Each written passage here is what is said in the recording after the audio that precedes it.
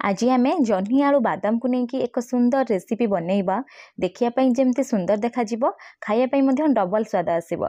छोट हो बा बड़ समस्ते हाथ चाटिकी खाइबे। आपको आप भात सहित हो रुटी सहित खाईपारे। एत स्वादिष्ट लगे जे निश्चय आप डबल रोसई करेंगे।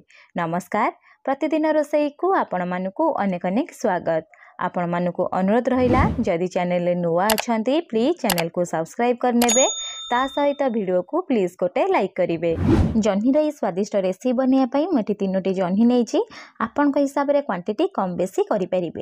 किंतु जह्नी आमर बन सारापर बहुत कम हो जाए। चेष्टा करेंगे अधिका जह्नी ये यूज करने। एवं आम कौन करें जह्नी को भलसे धोई नवा।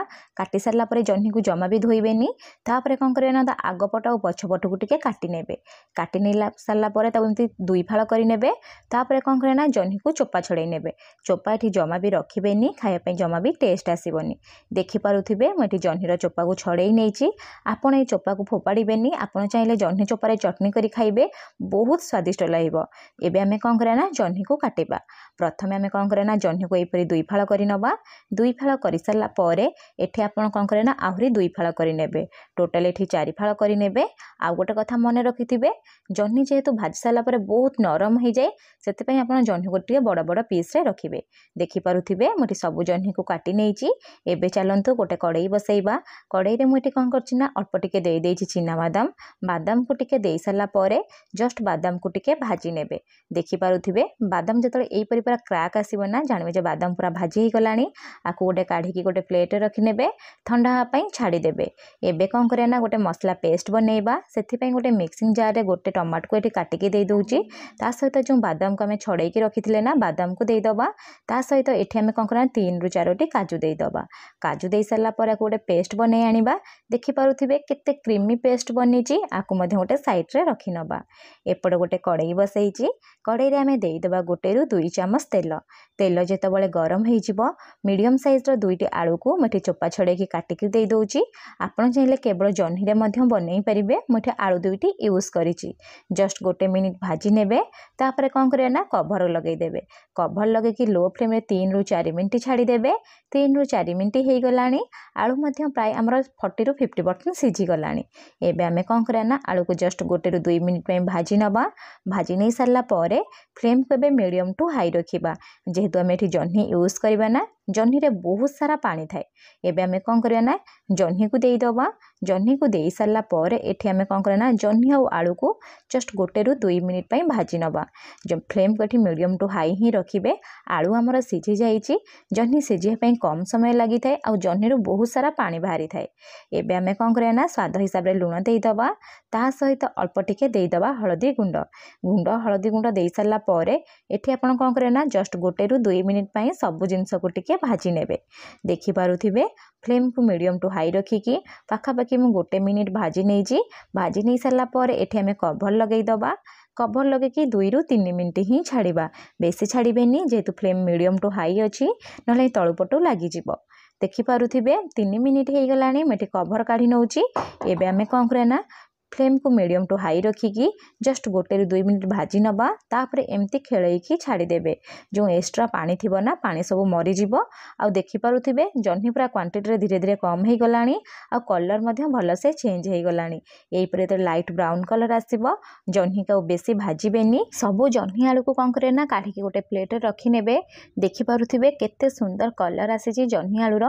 रखी सारापर कड़ई आम कौन करें 2 ରୁ 3 ଚାମଚ तेल देदबा। मुझे रिफाइन तेल यूज करुँची। आपड़ चाहिए सोरिष तेल बनई पारे। तेल गरम हो सारापर गोटे छोट मीडियम साइज पियाज को मुझे काटी नहीं पूरा फाइनली चॉप करी पियाज को देदबा। पियाज को दे सारापर फ्लेम को लो टू मीडियम रखिबा। लो टू मीडियम फ्लेम रे पियाज को प्रथम 1 ରୁ 2 मिनिट भाजी नवा। तापर 1 ରୁ 2 मिनिट छाड़ीदबा। एबे कौन करें लाइट ब्राउन कलर हवा जाए पियाज को टिके भाजी नवा। देखिपे पियाज रा कलर पूरा पूरी चेंज हो गला। एठी बेसी भाजबेनी ना पियाज खायापी पिता लगे। तापर मुझे कौन करें 2 ରୁ 3 ଚାମଚ अदा रसुण पेस्ट देदेवी। अदा रसुण पेस्ट दे सारापर 1 ରୁ 2 मिनिट एठी आपण कौन करे ना भल से टिके कषि नेबे। जो अदा रसुण कंचा स्मेल थाए ना कंचा स्मेल जीवा जाए कषि नहीं सारा पर 1 मिनिट छाड़ीदेवे। 1 मिनिट पर एठी आपण कौन करे ना आउ थरे टिके भल से कषि नेबे। देखि पारुथिबे पूरा भुरभुरिया टाइप रो हेई गलानी।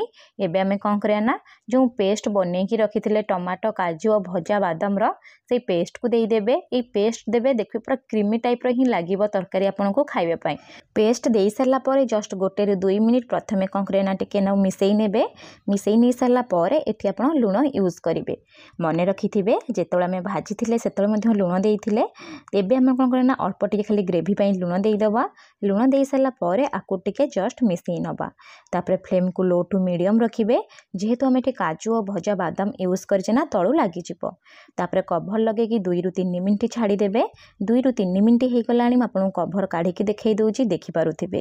देखंतु तेल पूरा मसला रु छाड़ीबा स्टार्ट हे गलानी। एमति टिके ऊपर भासुथिबो आपन कोन करबे ना मसला को जस्ट 1 ରୁ 2 मिनिट एई परी मिसेई नेबे। पूरा क्रीमी टेक्सचर ही बनीची पूरा तळु ही लागि जाउची। एबे आमे कोन करे ना जस्ट 1 ରୁ 2 मिनिट कषि नबा। कषि नै सारला पर सुखिला मसला यूज करिबा। सुखिला मसला रे म आधा चामच दे दउची धनिया गुंड। ता सहित आधा चामच जस्ट टिके अधिका दे दउची काश्मीरी चिली पाउडर।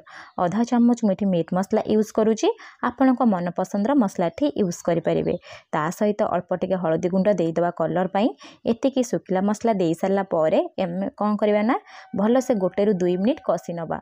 देखि पारुथिबे मसला पूरा कड़ाई रु छाड़ीबा स्टार्ट हे गलानी।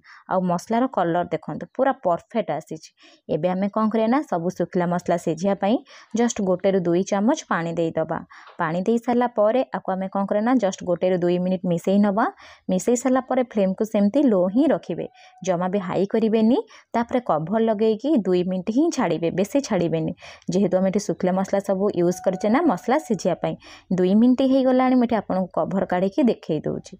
देखि पारुथिबे मसला रु तेल छाड़ीबा पूरा स्टार्ट हे गलानी। एबे आमे कोन करे ना जस्ट 1 ରୁ 2 मिनिट मसला को एई परी टिके कषि नबा। कषि नै सारला परे अल्प टिके कसुरी मेथी को एठी यूज करिवे। देखिबे तरकारी टेस्ट बहुत भल आसीबो। कसुरी मेथी दे सारला परे जस्ट टिके 1 ରୁ 2 मिनिट आमे एठी कोन करे ना टिके मिसेई नबा। मिसेई नै सारला परे आमे जो भाजी की रखिथिबा जन्ही और आलू को देई दबा।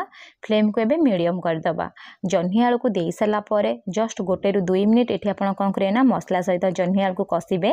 जो आपण मसला पूरा जन्ही आलू सहित मिसी जिवो खाइ पई टेस्ट आसीबो। कषि सारला परे एठी आपण कोन करे ना ग्रेवी पई पानी यूज करिवे।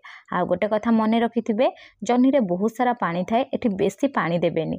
जदि पानी देबे ना तरकारी खाइ पई टेस्ट आसीबोनी। सब बेले जन्ही आलू को सुखिला ही बनेइबे टेस्ट आसीबो खाइबा पई। अल्प टिके पानी देबे। पानी दे सारला परे आकु टिके भल से मिसेई नेबे। देखि पारुथिबे एठी बहुत भल से मिसेई नेची। फ्लेम को बे मीडियम टू हाई रखिबे। मीडियम टू हाई फ्लेम रे कवर कर नबा। कवर करिकी तरकारी फुटिया पई 4 ରୁ 5 मिनिट छाड़ी दबा। 4 ରୁ 5 मिनिट हे गलानी म आपन कवर काढी के देखै दउची। एबे कोन करे ना जस्ट टिके मिसेई नेबे। मिसेई नै सारला परे आपन जदि गरम मसला पसंद आपन लास्ट को आधा चामच गरम मसला दे परिबे। ता सहित काटी के एठी धनिया पत्र मध्य दे परिबे। मटे अल्प टिके गरम मसला दे देबी। गरम मसला दे सारला परे आकु टिके जस्ट मिसेई नेबी। एबे हमर देखंतु पूरा क्रीमी टेक्सचर लाइक जन्ही आलू मसला पूरा बने के रेडी सरलानी।